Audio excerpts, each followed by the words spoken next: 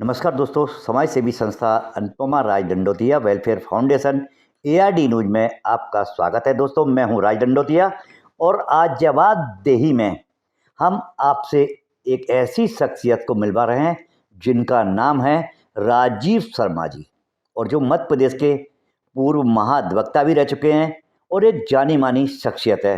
तो उनका अनिल मिश्रा जी पर और वर्तमान हालात जो 15 अक्टूबर को लेकर घटित हो रहे हैं उन पर क्या कहना है। सबसे पहले मैं जो 15 अक्टूबर को जो उपद्रव और अराजकता का माहौल फैलाने का जो प्रयास एक वर्ग के द्वारा किया जा रहा था और अनाप शनाप शब्द सवर्ण समाज के लिए बोले जा रहे थे, जिसका मैंने सोशल मीडिया पे बहुत देखा भी है और मन में आघात भी पहुंचता है कि कोई भी एक वर्ग दूसरे वर्ग के प्रति इतनी घृणित बातें सोशल मीडिया पर प्रचारित करता है। तो मैंने इस ओर से जो मैंने अभी शाम को ग्वालियर जिला प्रशासन, जैसे कलेक्टर साहब और पुलिस अधीक्षक साहब, इनके द्वारा ये जो 15 तारीख को जो उपद्रव और अराजकता का माहौल हो रहा था उसको स्थगित किया गया। इसके लिए बहुत अच्छा प्रयास प्रशासन ने किया है। मैं प्रशासन को बहुत बधाई देता हूँ और शुभकामनाएं देता हूं, और ग्वालियर और चंबल क्षेत्र और अन्य प्रदेश और देश के वासियों से कहता हूं जो बाहर के हैं वो कृपया ग्वालियर ना आए और अपने अपने क्षेत्रों में रहें और शांति व्यवस्था बनाए रहें। ये कुछ लोगों के द्वारा धर्म की राजनीति करने का ये परिणाम है कि दो वर्ग विशेष में बहुत ज़्यादा बिखराव हो चुका है। इसको इसी स्तर पे ही रोक देना चाहिए और मेरा सभी से अपील है। और जहाँ तक अनिल मिश्रा की बात है, अनिल मिश्रा जी को बहुत बहुत धन्यवाद देता हूं, और वो हमारे सीनियर भी हैं और सीनियर का सम्मान करना हमारा नैतिक कर्तव्य के साथ साथ हमारा दायित्व भी बनता है। तो अनिल मिश्रा जी ने एक दबा हुआ जो बिंदु था उसको उठाने का प्रयास किया है। अब ये प्रयास उनका जो जहाँ तक मैं समझता हूँ वो उचित फोरम पे उठाना चाहिए। अब रहा बात मूर्ति विवाद, तो पहले तो ये मूर्ति विवाद को होना नहीं था और ये केवल दो अधिवक्ता पक्ष जो एक मूर्ति लगाने के पक्ष में थे और एक मूर्ति ना लगाने के पक्ष में थे। तो इस बिंदु पर थोड़ा सा मनभेद था, मतभेद नहीं था।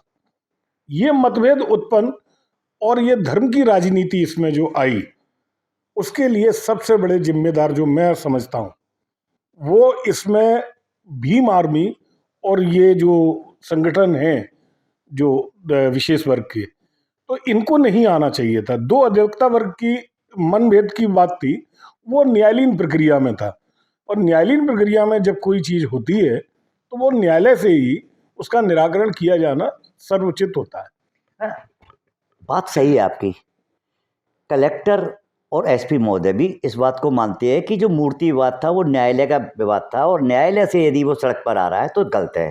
तो इसके लिए पहलवी की है कलेक्टर और एसपी ने, क्या कहना चाहिए? मैं कलेक्टर और एसपी के स्पेसिफिक इस पॉइंट पर ज़्यादा नहीं बात करना चाहता हूँ, लेकिन मैं एक अपना ओपिनियन देना चाहता हूँ कि कलेक्टर और एसपी ये ठीक है, एग्जीक्यूटिव उसको होल्ड करते हैं पोस्ट को, तो इनके ऊपर एक दबाव रहता है, और जो दबाव राजनीति का होता है, और राजनीति में धर्म को आड़ लेते हुए, और यही तो सबसे बड़ा इसका बेसिक रीजन रहा है कि अंबेडकर साहब को दलित या वो बताते हुए और उनका जो वर्ग विशेष है उनको भड़का के, उनको आगे करके, और उन लोगों ने भी अपने आप को हाईलाइट करने के लिए ये सब इतनी बुरी स्थिति में ग्वालियर को पहुंचा दिया जिससे मन में भी पीड़ा होती।